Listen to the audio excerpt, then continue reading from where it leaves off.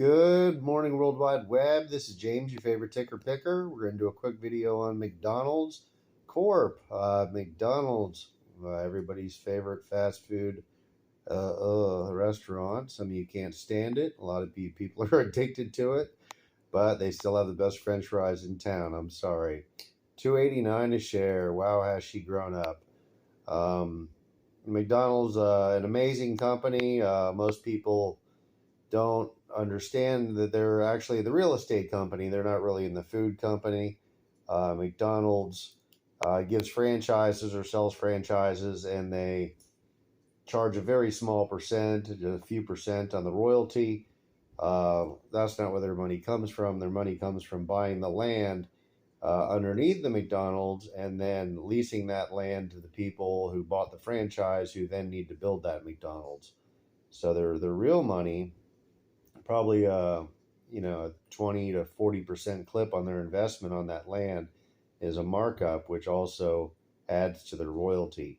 So they're actually probably 85-90% real estate, 10% food and franchise fees. $2.89 a share.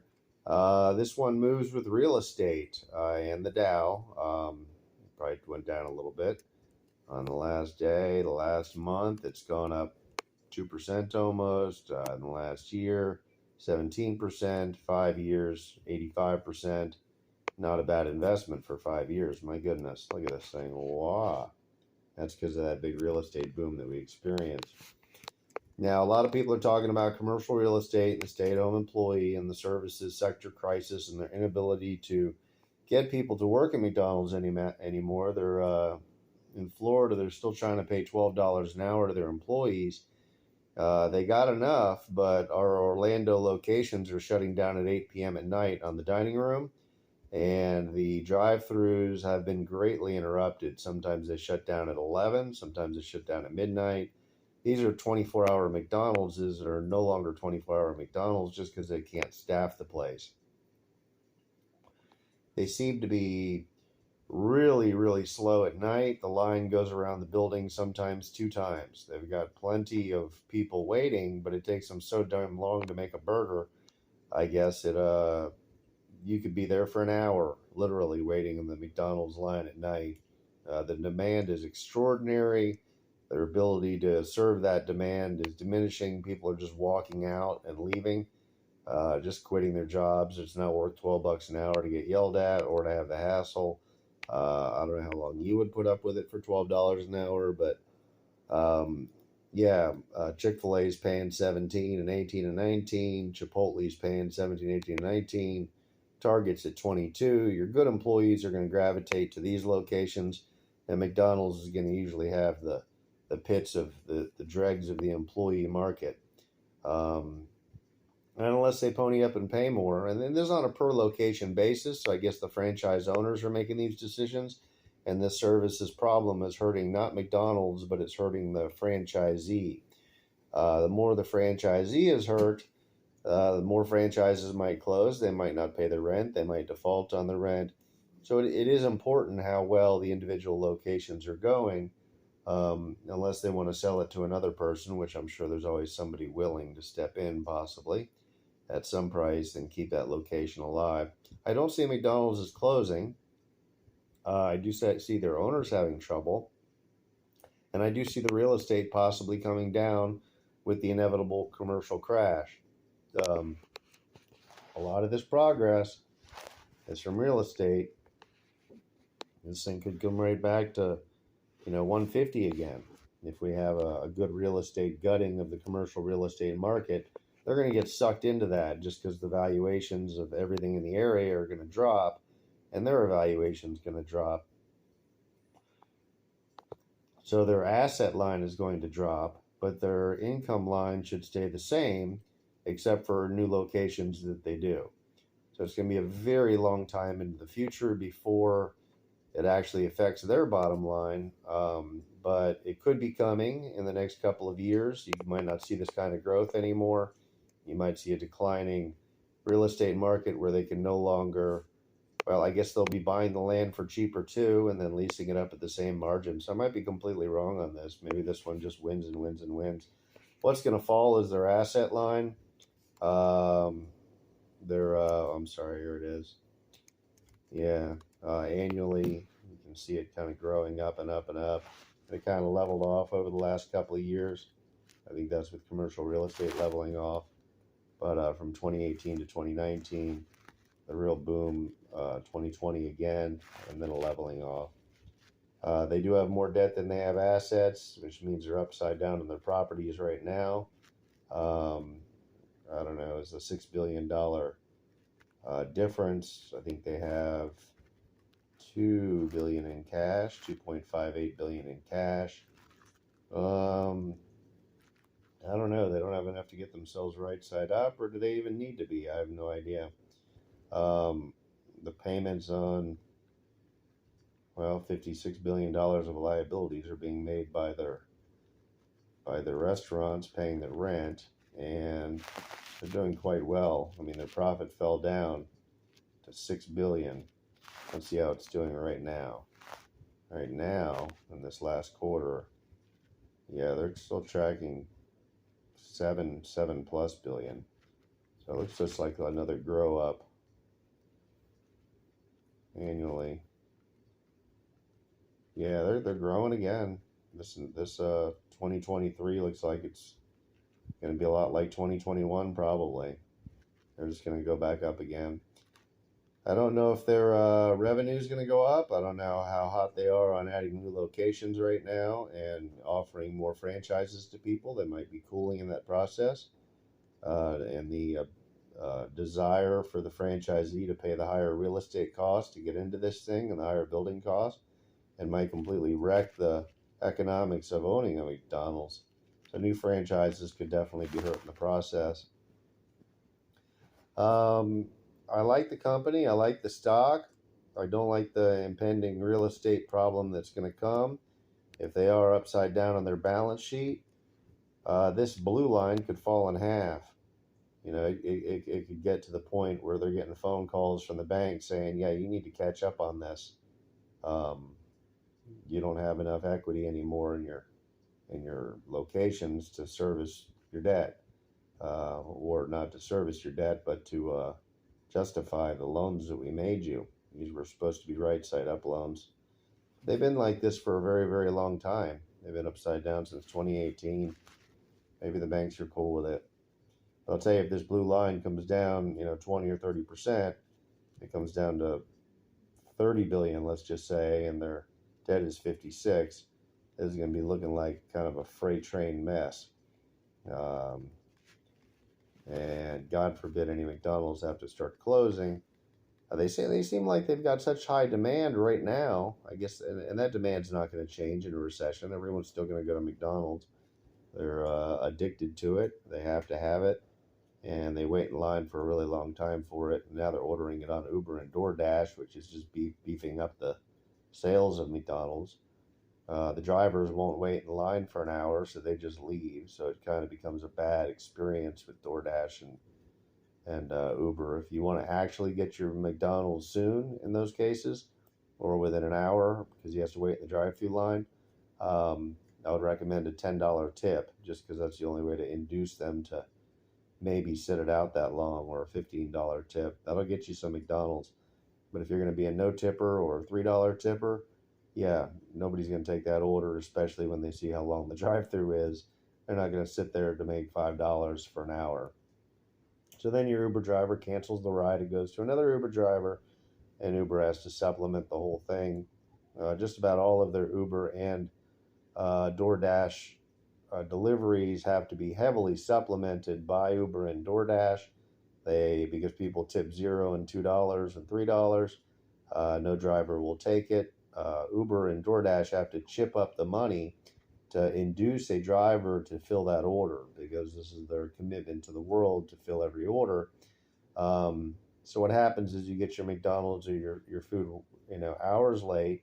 A driver doesn't actually accept it for a good 35 or 45 minutes. McDonald's has already cooked your food. It's cold. And finally, they get a driver to pick it up and go wait, hopefully, a half an hour at that point in the drive-through line. It's cooled off a little bit. And then he finally gets to your house. And what Uber and DoorDash do is they send a bill to McDonald's so that they can pay those extra supplements that had to induce drivers to make this delivery. It's McDonald's obligation to have this food ready when these delivery drivers pick up. And if they don't fill that obligation, it comes out of their wallet. Uber is not really paying these inducing fees. They're just raising the price of Uber and DoorDash for the McDonald's corporation. So when they sell a $6 meal or a $10 meal with a $10 service charge, they might have to give a driver $15 to deliver that. Nobody made any money on this deal. Uber didn't make any money. McDonald's didn't make any money. Pretty much all the money that you spent on the app ends up going to the driver. And then Uber comes after McDonald's for this money. So without question, their Uber and DoorDash business is booming, and without question, their Uber and DoorDash bills are exploding, probably into the unprofitable area, and they might start not offering it after the interior closes. They might just cut off the drive-through and say no McDonald's past 8 p.m. or no McDonald's past 9 p.m. They might just go that route. They're having a serious problem getting the orders, into somebody's hands within an hour, or justifying the hour-long wait in the drive-through, which I'm sure you've seen every night at your local McDonald's. If you're lucky and have one that's smooth, good for you. You must live in a great part of town.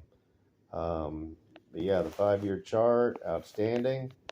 It's all built on real estate. What's going to happen to commercial real estate is not going to affect this line very much for the people that are locked in. It's probably not going to affect the new people that aren't locked in. It's going to affect the balance sheet. The balance sheet, which is already upside down. A good collapse in the commercial market could send this thing into we need more moneysville, which could send McDonald's into having to forfeit some of this profit to get that debt line down. If they got $6 billion in income on average, and they need to make up on the balance sheet $6 billion, I mean, this is like no big deal. So like maybe a bad quarter to get this thing even right now. Yeah, I mean, it's just strong as hell. I don't know. If a commercial real estate episode happened, then I guess they'd forfeit 3/4, and then they'd be right back rocking again. So yeah, they just make enough money to do it. The amount of money that they're making seems to have gone down just a hair. This might be the DoorDash debacle and Uber reaching out for more money, because they are. They're done supplementing drivers to do $15 orders on $8 worth of food. It's getting exorbitantly expensive for McDonald's to even offer that. And when they lose the DoorDash and the Uber thing, they're going to lose a lot of revenue, but they'll probably gain some profit back from all the extortion from Uber and DoorDash. But it's a big chunk of their late night business. Everything past 8 or 9 p.m. kind of funnels to Uber and DoorDash, or your willingness to wait in the drive-thru for an hour. But the reason the drive-thru is so long is probably because of Uber and DoorDash. They should have a thing where they run it out to you in the parking lot. There's no reason for them to wait in line at the drive-thru to pick up an Uber or to pick up a DoorDash. It's just crazy. But yeah, up or down with the real estate market on the asset line, possible chomping for a few quarters to make up for a commercial real estate loss. I see no effect on their stock price unless they have to forgo a quarter or a couple of quarters fixing that asset line with this big fat profit that they make. So yeah, I guess that's really the worst that they can happen, is have to address that the debt line. When they have to address the debt line, office space crash, commercial real estate crash, whatever it is, that might affect it. Or they might just make the decision to go ahead and straighten it out. But they haven't made that decision in 5 years, and they seem to be doing just fine. They like their monthly payments. They can turn a profit at their monthly payments. And as long as the banks leave them alone when this thing crashes down 30% and doesn't want to, hey, you need more equity, or hey, you need more collateral, or I guess each one of these loans well, it's a two-part. It's an agreement. First, there's a land sale between McDonald's itself and the franchise owner, um, and the monthly payments on that land, and then I guess McDonald's finances the land, and then the new land sale made to the franchise owner is of enough money to cover the payments of the McDonald's mortgage that they made to buy the land. So they can just buy the land on mortgage, then they can sell the land at a big profit to the new franchise owner and collect I guess they do owner financing or something, and they act as the mortgage company and they collect the bigger fee. This gives them control of the restaurant. If they start selling fried chicken and doing nutty things and selling watermelons and acting ridiculous, McDonald's can literally evict them. They can say, get out, we own the land. Um, Maybe you're just leasing it from us. They could be leasing the land, or they can be doing owner financing, either or. There's a contract with covenants in it that say if these covenants are broken, we can kick you out and evict you and cancel the whole deal. So it keeps the locations in line. If you want to learn more about the history of McDonald's, check out the Michael Keaton movie. I think it's on Freevee right now. It's free. It's the Roy Kroc story. It's the story of McDonald's and how it got started. Absolutely fascinating movie, very interesting. He didn't know what business he was in, but he figured it out. And that's how the McDonald's empire was born. Somebody, once again, stealing somebody else's idea. It was great, though. Great movie. 2 thumbs up. And I do recommend McDonald's. Have a wonderful day. This will be long term. I think they might just take a little bit of a beat up with the commercial crisis, but long term, I like it. Maybe get in slow and get more as it falls, if it does fall. If not, just be happy with your little winnings. Have a wonderful day, and please like the video and subscribe. Thank you.